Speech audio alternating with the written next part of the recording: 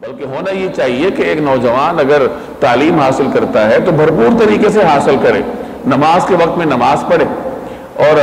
اللہ جل جلالہ کی کوئی نافرمانی نہ کرے، ہر قسم کے گناہ کو اپنے اوپر پابندی لگا دے، اپنے جسم پر اپنی ہر قوت پر پہرا لگا دے کہ آنکھیں غلط استعمال نہیں ہوں گی، کان غلط استعمال نہیں ہوں گے، ہاتھ اور پاؤں غلط استعمال نہیں ہوں گے، کسی کو تکلیف نہ دے، کسی کا حق نہ مارے، اپنی پڑھائی میں محنت کرے۔ تو اگر اس طریقے سے وہ نوجوانی گزارتا ہے تو گویا کہ اللہ کے راستے میں گزار رہا ہے۔ ایک نوجوان کاروبار کرتا ہے تو وہ کرے،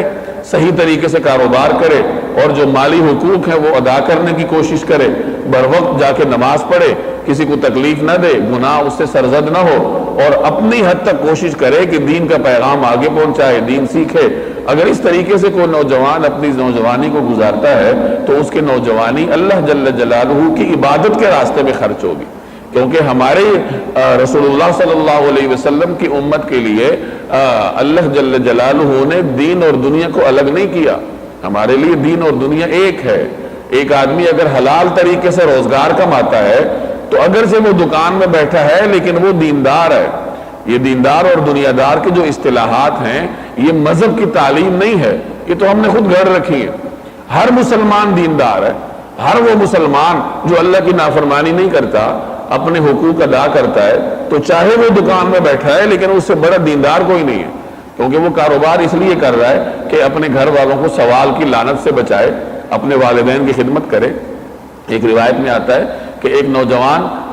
رسول اللہ صلی اللہ علیہ وسلم کے سامنے سے گزرا جو بڑا صحت مند تھا اور اللہ نے بڑی رعنائی اس کو عطا کی تھی۔ تو ساتھ جو کچھ صحابہ تشریف فرما تھے انہوں نے ان کی زبان سے بے ساختہ نکلا کہ کاش یہ نوجوان اپنی جوانی کو اللہ کے راستے میں خرچ کرتا۔ تو آپ صلی اللہ علیہ وسلم نے فرمایا کہ اگر یہ اپنی جوانی کو اس لیے خرچ کر رہا ہے، کاروبار کر رہا ہے کہ رزق حلال کمائے، اپنے بوڑھے والدین کا سہارا بنے، تو پھر بھی یہ اللہ کے راستے میں کہ ایک آدمی اگر حلال طریقے سے کاروبار کرتا ہے اور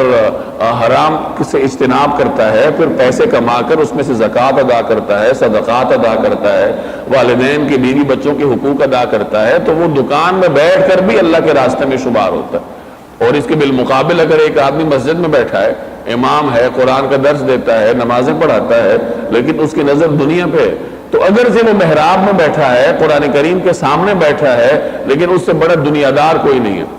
کیونکہ اس کے دل میں دنیا کی طلب ہے، دنیا کی لالچ ہے۔ تو اصل چیز دل کی نیت ہوتی ہے کہ انسان دکان میں بیٹھا ہے لیکن اس کی نظر اللہ پر ہے تو وہ دیندار ہے۔